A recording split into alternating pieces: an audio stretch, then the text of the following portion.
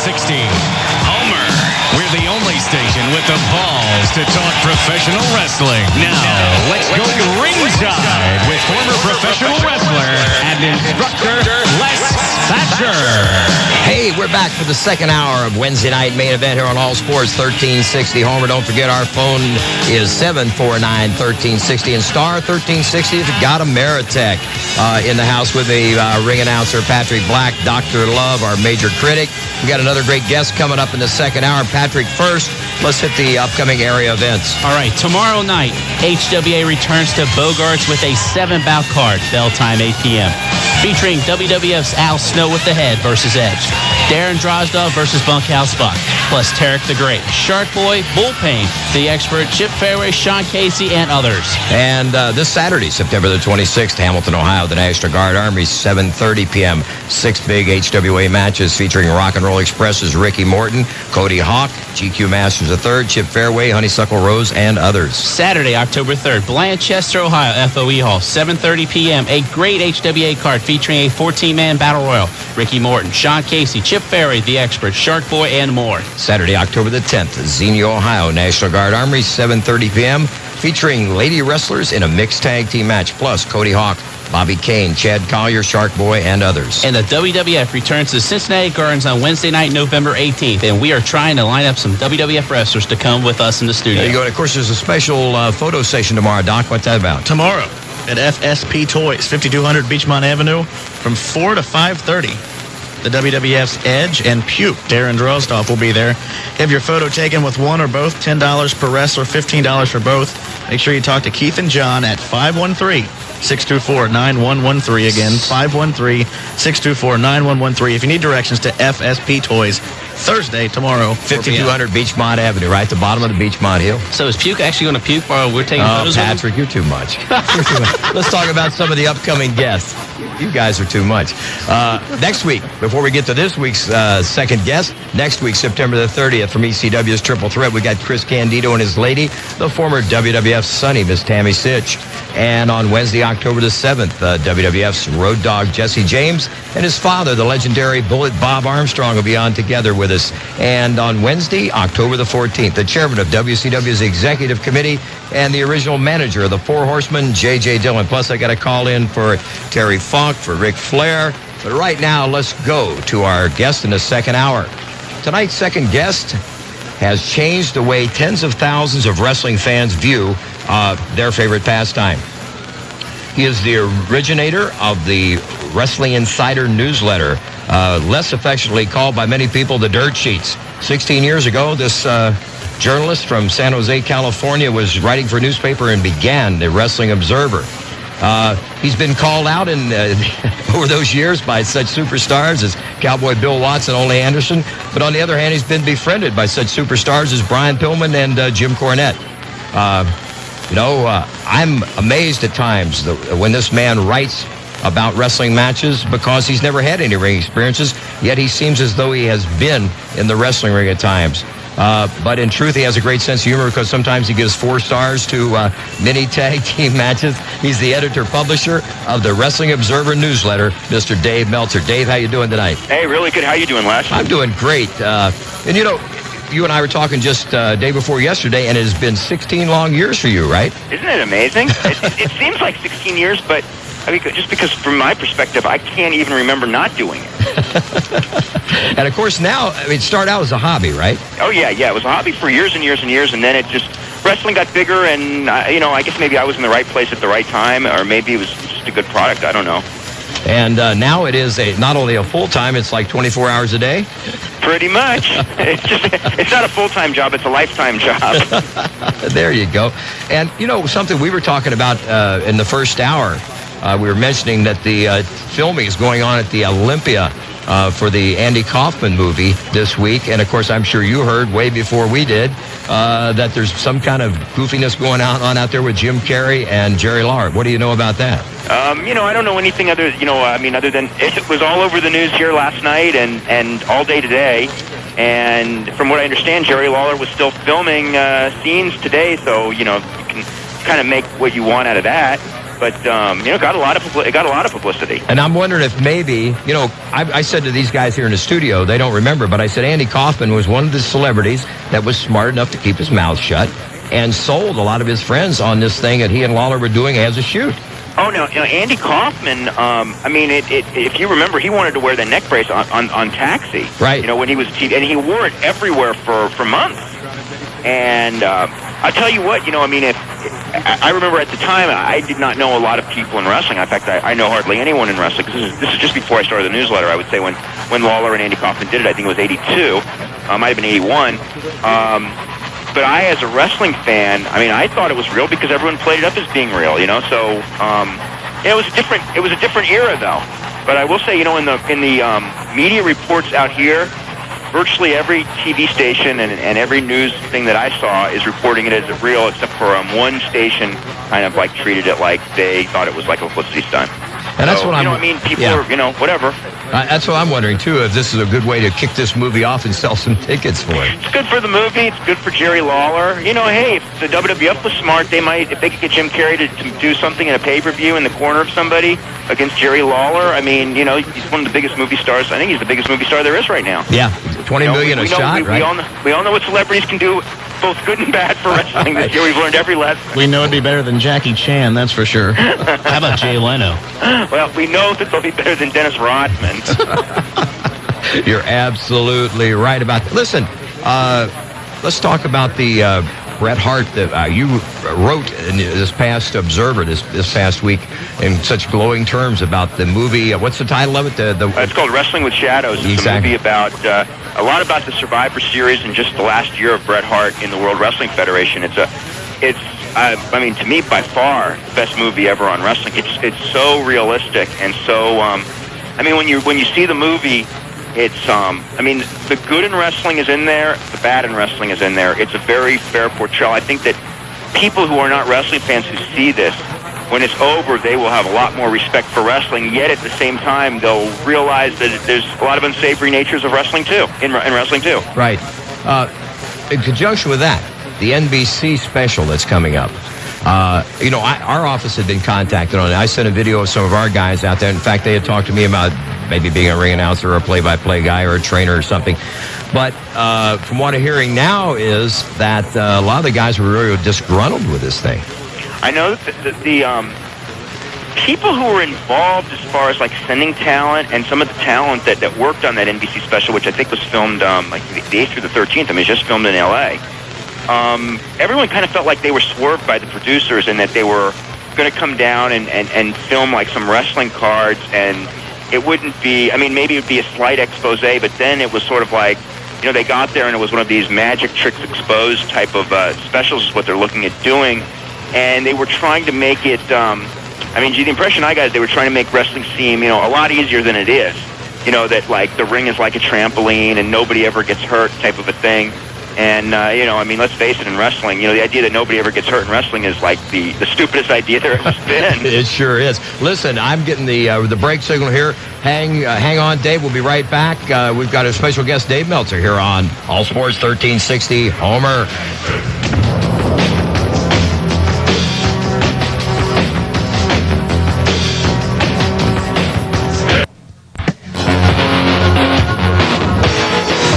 Back here, Wednesday night's main event, along with Les Thatcher and Patrick Black, and our special guest, Dave Meltzer. Dave, probably the first memory I have of you was when I used to listen to you on Mike Tenay's old Wrestling Insider show out of Las Vegas. Oh, wow, yeah. But just a quick plug for you, your book called Tributes, a 190-page collection of the best Observer obituaries, featuring Bruiser Brody, Buddy Rogers, Andre the Giant, Kerry Von Erich, Boris Malenko, Eddie Gilbert, John Studd, Ray Stevens, Brian Pillman, and many others.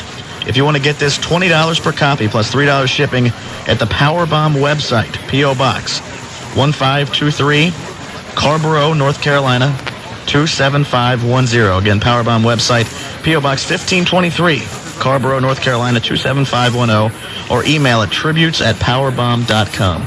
I'm going to tell you what, I'm going to say this about Dave. When I read obituaries of guys that I've wrestled with, guys that I've run up and down the road with, I learn things about them that I didn't know from running up and down the road with them for 20 years. Where do you dig up all your information, bud? I just talk to, I get immersed in those things, because I always want to, you get it something where you want to top what you've written before, and I just want to write good stories, especially, a lot of guys, I just don't want guys to be forgotten without, like someone like JYD, who was a real big regional star. That's the last big one that I did. I remember and saw the tapes when he was on top in Louisiana, and a lot of people just never saw that, and I just wanted to bring, that aspect of it. Yeah, a lot of people saw him in the WWF, and he was a big, big star there in the 80s, but, he really hit his peak before he went national. And then I just wanted to bring, like when I do that, I try to bring stuff out of the past. And there's always interesting stories about a lot of the different individuals, You're absolutely right. Terry Taylor said a couple weeks here on the show, he said, I read the Observer. He said a lot of times, we were asking him, it was the day that we had heard that Sandman had signed with WCW, and I asked him if that were true, and he said, well, you'll probably read it in the sheets before I hear about it. He said, sometimes I have to read the Observer to find out what's going on in my office. Jeez. Who do you know there that he does? I don't know. I think their communication sometimes needs to improve. Is Ole Anderson leaking things to you? Talk to me about that. I mean, I know Ole and I know Bill, and they're both gruff and rough around the edges, as a lot of us are. But that's their style, to be overbearing and whatever. But did they really want to call you out? Did they really want to physically? I never remember any problems that bad. I mean, with those two, I think that they both really hate Mark Madden, and for good reason. Everybody seems to hate Mark Madden. I mean, realistically, that was, but, I had talked to Ole Anderson a few times. Bill Watts, in Mid-South, I will say Bill Watts was the first promoter who ever, not only accepted the Observer, but, there was a period, and I'm trying to think, probably 84, 85, I would say that probably half to 60% of the wrestlers in that Mid-South office subscribed, and it was with Bill Watts' encouragement.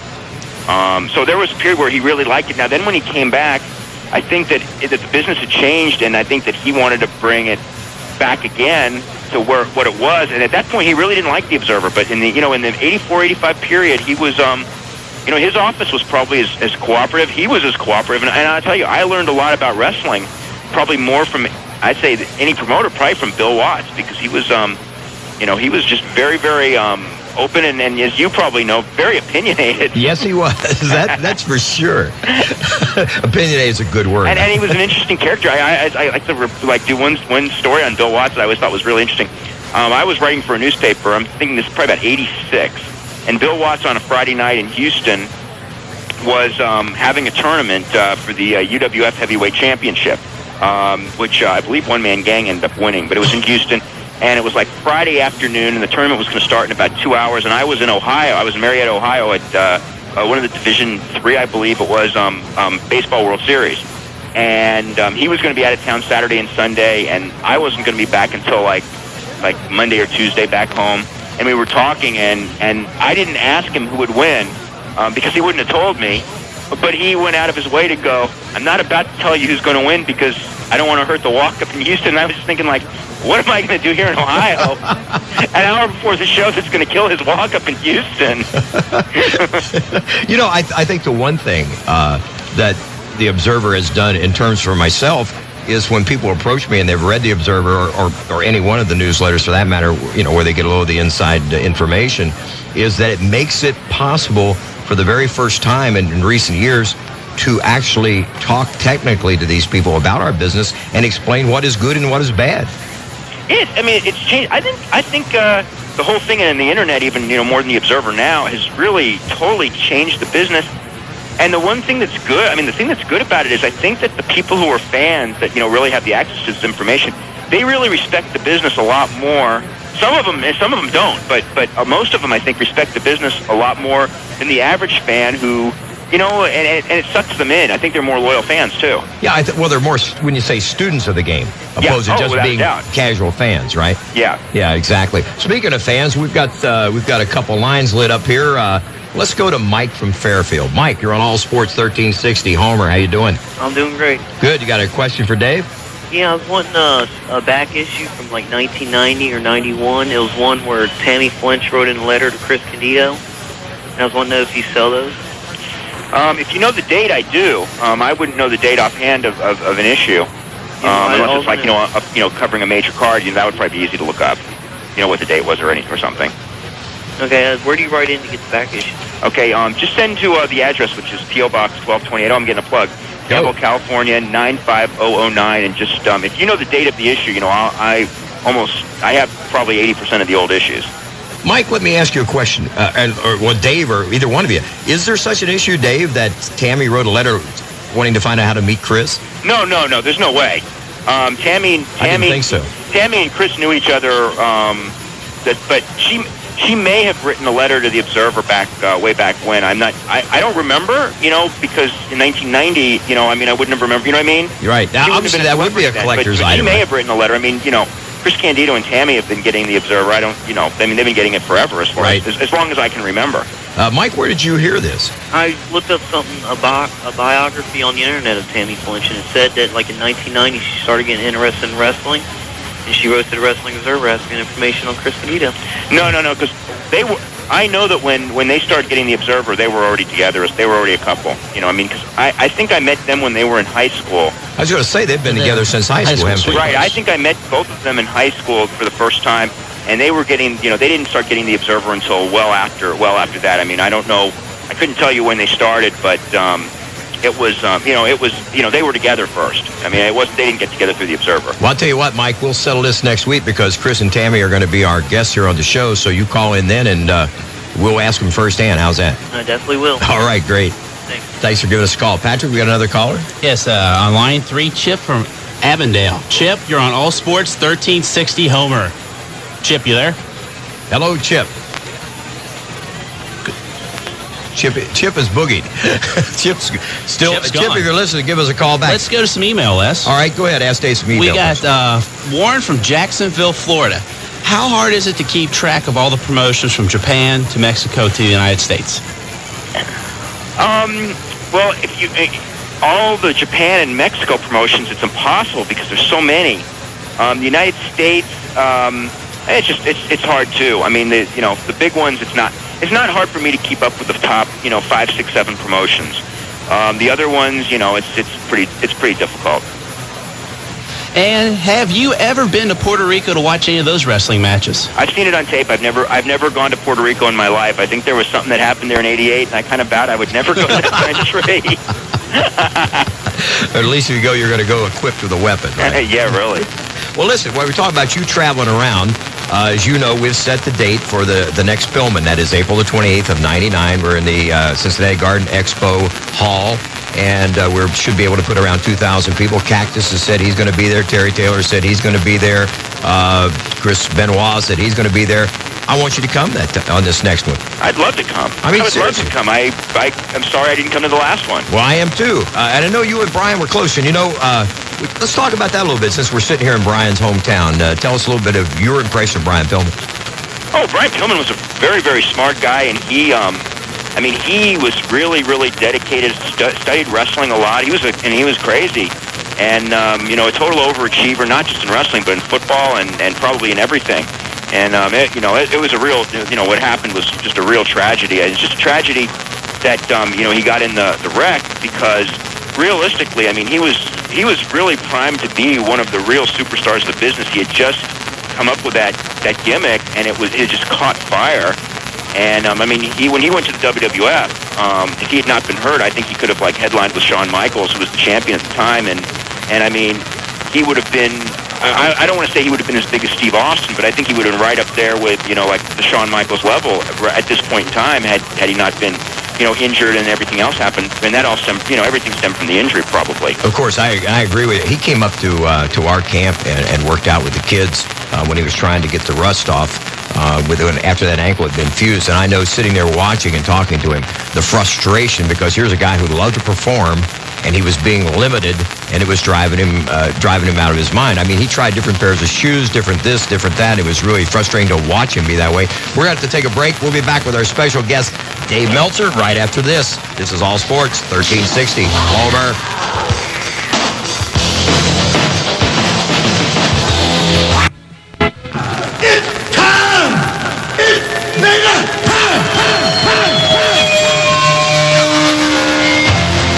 Back on All Sports 1360 Homer, 749-1360 or star 1360 on Ameritech.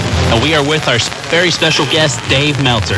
And right now, Dave, we're going to talk a little bit about your Wrestling Observer hotline, 1-900-903-9030, 99 cents per minute. And who exactly is on right now?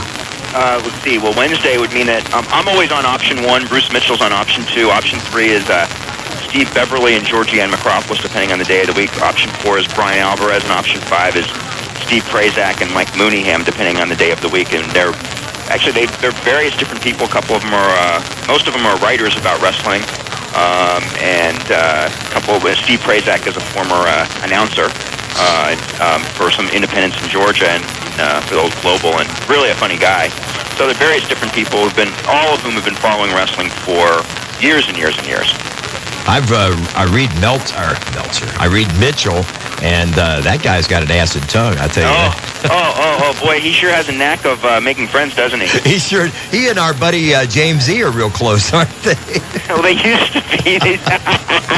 They sure are. They sure haven't been the past few years. No, they haven't.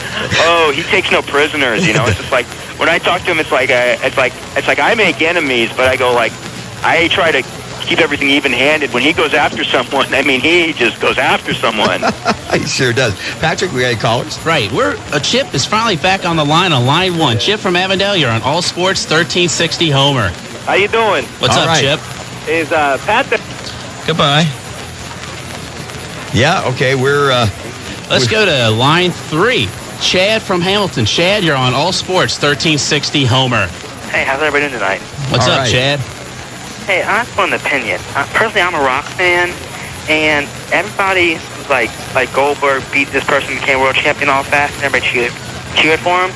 But when The Rock won the Intercontinental, became the youngest Intercontinental title holder of all time, everybody said Rocky sucked. What's your opinion on that?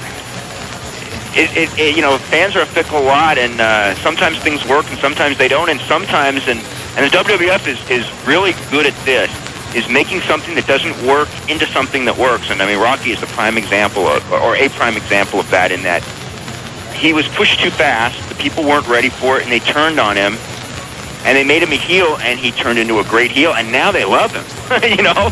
So, but that's what happened. But, you know, I'll tell you what, you know, people talk about how quick Goldberg became a top guy, and he did, but, you know, Rocky, you know, it took a little longer, but not much longer.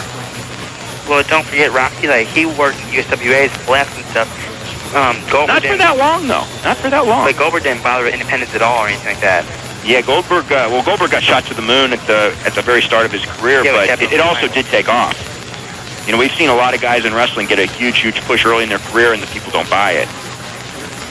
Yeah, and like, I have another question. Don't you think Goldberg's like not a good champion because he defends the belt against like Rick Fuller and nothing against them, but Al Green. Who's Al Green? That's the way that, you know, that's not his fault. That's WCW's fault. I think that, you know, they're trying to protect him.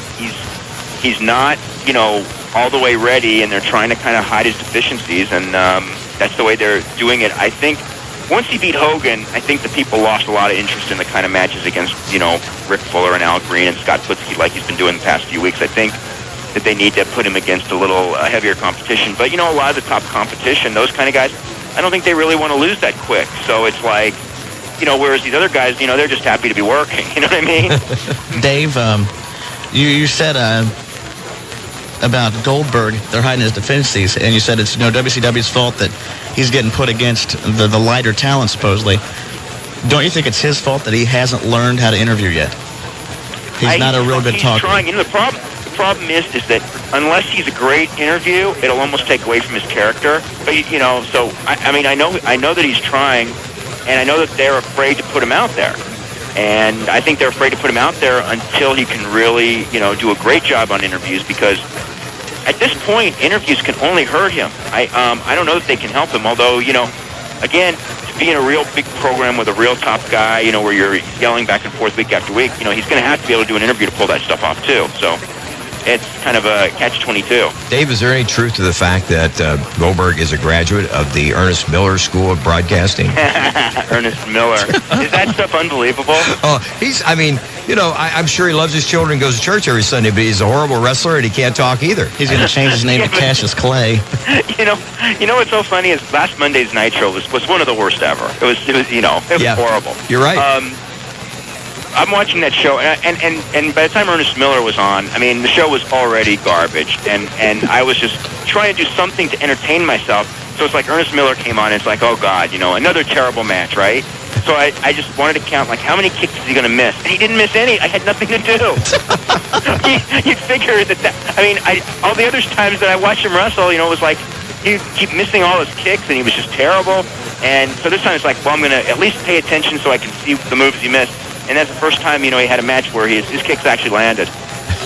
Well, what the old country saying is, even a blind hog can root an acorn now and again. So. Well, I guess that was his night. It must have been. But now he still didn't do a good interview when it was over. No, then he started playing off of Holyfield and somebody. Muhammad Ali. I'll tell you what he sounds like to me, Dave. Honestly, his interviews. When we have one session a week up at our camp where we work with the kids, in front of a camera with a mic, we'll make up mythical situations and have them do a 1-minute interview. He comes across like one of these kids, their first time, and they grab the microphone and they repeat every cliche they've ever heard in no particular order and making and no coherency at all to it. And that's just the way he comes across to me. Yeah. And, it comes back to him, back 20 years ago, Goldberg would yet to have seen the light of day, and Ernest Miller would have never been handed a microphone if this business were still run by wrestling people opposed to corporation people. Yeah. It is different from 20 years ago. And the other thing is that a guy like Goldberg, by the time he would have gotten to the quote big time, would have had 3-4 years, and he, probably would have been a good interview. And as far as a worker, he probably would have been a good worker, and they wouldn't need to hide him. And, with his look and everything and his charisma, he probably would have been, as big a star as he ended up being anyway. Oh, yeah. I see box office written all over him. But, Cornette has said the same thing that we're talking about here, that as much as they have exploited his strengths, they have got to protect his weaknesses. Otherwise, they're going to kill him before his time. Yeah, people always ask me, and it's a real, I don't have an answer, and I'm sure they ask you the same thing. It's like, what's the future for Goldberg? And it's like, he could be, he's got so much charisma and he's got the look and everything. He's a great athlete. He could, really be a superstar. And I can see in 5 years him being a trivia question, too. It's, you know what I mean? Of like, remember that guy who got that huge pushing for a year or two? Like a one-hit wonder in music? Sure. Drew the big house in the Georgia Dome and was never heard from again. Like people who go like, hey, why was Tommy Rich ever world champion? And it's like, at that time it wasn't that much of a surprise. No, it really wasn't. Well, we're talking about great performers and great moments. I also, when I read your account of Flair's return from 2 weeks ago, I could feel your emotion coming off the page at me. And it seems like we just had Ricky Morton on in the first hour, and he said he had goosebumps and was choked up. I told you the other day when we talked, I honestly had tears in my eyes. And I did too. I mean, it was amazing, wasn't it? That might have been the greatest thing I've ever seen in wrestling. I mean, it was just, and I don't even know why. It was just like when you watched it and you saw his reaction and the way the crowd reacted. And I mean, he did a great promo, and Arn Anderson did an incredible job of setting it up. Is there anything that Arn does bad? Have you ever seen Arn do anything? I mean, I wouldn't say he's the greatest at any one particular thing, but he is so very good at everything and solid.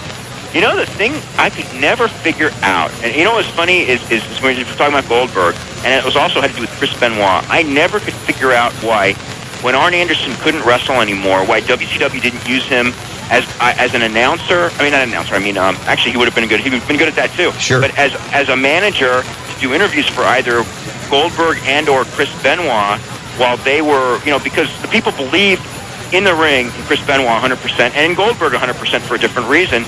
And obviously, both of them were weak on interviews. And here you've got a guy who is, one of the 2 or 3 best interviews of the last 20 years. And he's just sitting back there, and he's never on television. I could never, why waste a valuable resource? They don't have 10 guys walking around in their company that can do an Arn Anderson interview. They don't have anyone. So why not utilize it? I agree. Especially now when interviews, it's more of a talk show than a wrestling show half the time. God knows this past Monday night wasn't it? I mean, it was one interview after another. Yeah. And, there's something. of all the years that I have interviewed top stars in this business, beginning with when I started doing any TV, 1970, right on up through the mid-'80s, and then again with Smokey in the '90s, the very best interviews, and I would include Flair as one of those, Arn is one of those. These guys on occasion can run 5 minutes and it's good. But for the most part, after 2 or 3 minutes, it becomes redundant, repetitive. And like now you hear all this psycho babble about God knows what, and they're going on for 10, 15 minutes. And at some time, this has got to start hurting their Monday night shows. I mean, if it hasn't already in terms of rating, it's going too soon, I would think. Well, one of the things, when I think it gets old also is when there's too many in a row, and also when you'll see the same guy like 3 times in one TV show, because it's like, by the third time, it's like, we've already heard what you have to say, and you know what I mean? Right. It becomes too much. Oh, sure. Well, it's like taking the survey, right?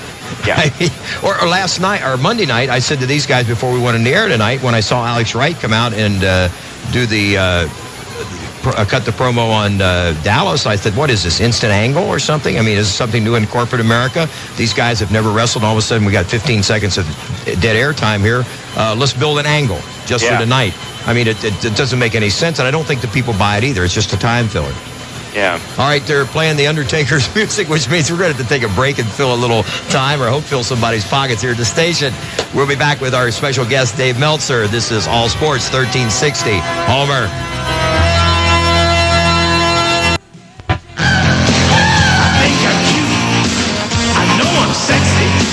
I've got the look.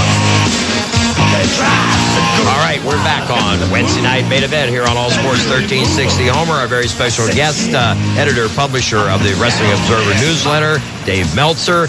Dave, Chad hung up, but before he left, he had one more question, and he wanted your opinion on who's going to be the man to beat Goldberg. Well, probably Hogan or Nash, and I'm sure that they're both, politicking hard for it. So probably Hogan then, because he's got the stronger politics thing. Bischoff's like his kiss. seems that way watching their TV. We're going to go to our next caller, but before we do that, I wanted to say to you, we were talking about the Flair return and everything. I'd mentioned to a couple of friends of mine here, I said, he didn't turn around and make any designations toward the locker room, but I think everyone back there, whether they would admit it out loud or not, or say a word, had to know in their hearts who the man was on Monday night, September the 14th. Yeah, it's really weird because for all of all of what Hogan did for wrestling and all that, both good and bad, and all of the fact that he was always put over and Flair was always not put over, it's just amazing when you see that, because it's almost like everyone kind of figured out finally that that really Flair was the best performer of our lifetimes. Yes, well, there's no doubt that technically he's head and shoulders over the other guy. But I think, maybe possibly, too, is the fact that Hulk Hogan or Hollywood Hulk Hogan or Scum Hogan or whatever the case may be has always been a character. And Nature Boy Ric Flair was a real, breathing human being. And I think that, especially because it was in Greenville, that, everyone there, it was like... I think that those people, it was like, you're figuring it's probably an audience in their early 20s. I mean, literally from probably the age of 5, Ric Flair was a star on their TV set all through, high school and college. You know what I mean? Like, exactly. Like they had been watching him their whole lives. Like they remembered Ric Flair as a child. They remembered Ric Flair as a teenager, and he was always on top, and he was always great. And I think that was, in cities like that, I think that, he's really strong in those cities, and those, these are people who will remember him till the day they die because he was part of their growing up. Absolutely. In that area, and of course, I was there when he first came in there 25 years ago from Minneapolis, and in fact, I was the first guy to have wrestled him in the Mid-Atlantic territory. Really? I didn't know that. Yeah. I knew you were there, but I didn't know that. Yeah, in Richmond at the old Fairgrounds Arena in Richmond, Virginia, as a matter of fact. When they told me you've got this kid that's just barely a year in the business out of Gagne's camp, I thought, oh my God, I'm in for a hard night, man. But the truth was, I was impressed and amazed that with less than a year's experience, he was as knowledgeable as he was in the ring, and a tremendous kid to work with. And in fact, I remember going back to our dressing room. We dressed in different dressing rooms. I told the guys back there, I said, this kid's going to be good. I'm amazed that he's only been around a year's time. So you saw it right away? Yeah. Yeah, I was wondering like how early. How and you've seen guys, and I've now been around long enough where I've seen most of the guys who are around today. from when they started. And when you think back, some of them, the first time you see them, you go, oh, yeah, they're going to make it, and you're right. And then sometimes, there's guys that are really big stars where you just go, boy, the first time I saw him, I didn't think he was anything. Well, I'll tell you what, I think I told Hulk Hogan years ago when he was Sterling Golden, don't give up your day job. So it goes to show what I know, right? We've got a caller here, Gary from Delhi. You're on All Sports 1360. Homer, how you doing, Gary? Pretty good. How are you, Les? I'm great, thanks. You got a question for Dave? Yes, I do have a question. Well, I wanted to make a quick comment real quickly to you, Dave. I think I'd rather want to watch Steve Miller wrestle rather than Ernest Miller. Good analogy. I would certainly rather hear him do an interview. Yes. And then my next question, my original question was whatever happened to the Garvin brothers, but as I was listening to you and Les talk, I was wondering if you guys could tell me on the 14th when Ric Flair came back, would you guys consider that the single greatest moment in professional history for wrestling? I thought, of everything that I've seen, I thought it might have been, the best moment that I've ever seen. I was thinking about this. There was actually, I saw this on tape from Japan in 1983. Terry Funk retired, which was in 1983, which is kind of funny now. But at the time, I thought it was a retirement. And I would say that actually might have been better. But if that's the only one I can compare it to, and Les has been around longer and seen more, but I'd say first or second for me, yeah. Yeah, I'd agree. And I think, of course, the difference, between this and anything the Funkster does is emotional and great, too, I think, because here's another guy who I don't think gets enough credit. I got to put him right up there with Flair as far as a performer, as far as a psychologist in the business.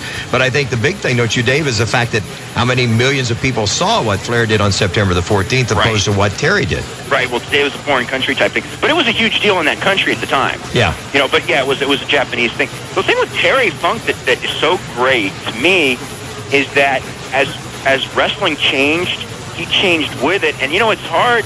A lot of guys, when they get in their patterns and everything like that, and they become great performers and they know what to do, and then wrestling changed, and Terry Funk, the Terry Funk that you saw when he was 50 and the Terry Funk when he was 30 are two entirely different wrestlers, although they were both great wrestlers. Right.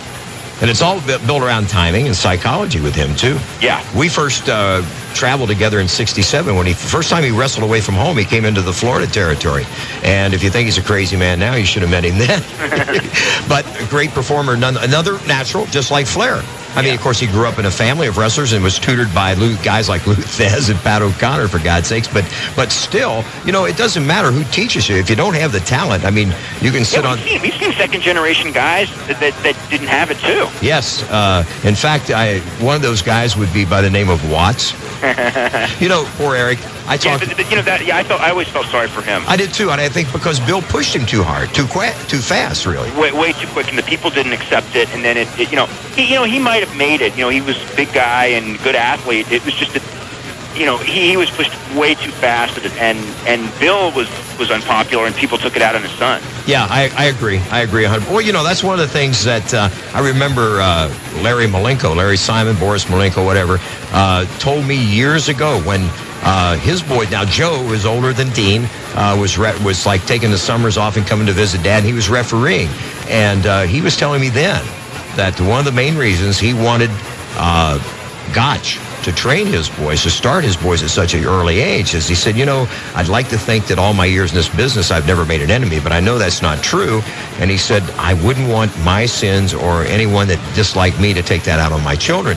And they're going to be in the business. I want them to be able to cope with that. But I think that's true with Watts because, as we said, Bill was never bashful about what he had on his mind. So, but, Eric told me a year ago, I talked to Eric, and it was kind of sad in a way, because he said to me, those guys that write those sheets, he said, I think they should have cut me in for a piece of the action. He said, they helped kill my career, but yet I sold them a lot of sheets. So I don't know about that. He was just put in a bad position. Yeah. That was the bottom line. It was well, it's not as strong, but I think it goes. You look at Fritz von Erich and his kids, right? Yeah, but his kids, it was a different era, and people were willing to accept, most of them. Although Mike was pretty tough. Right. Exactly. Yeah. And David, the one that hardly anybody ever saw, I think probably was the best worker of the bunch. David was a good worker. Yeah. And Kerry did have incredible charisma. Yes, he did. Yes, he did. You sure did. David, we've run out of time, man, and we want to invite you to come back maybe, once every 5-6 weeks and fill us in on what's happening out there in the world. We want to remind everybody to call the Observer hotline, 900-903-9030. It's 99 cents a minute. Get the book Tributes. Dave, it's always a pleasure. Thanks very much. I'd love to do this. This was a lot of fun. All right, great. We'll have you back again sometime next week. Chris Candido and his lady, Miss Tammy Sitch. Les Thatcher for Patrick Black, Dr. Love, Jolton Jeff, our engineer. And, hey, it's Wednesday night main event here on All Sports 1360. Homer, we're out of here.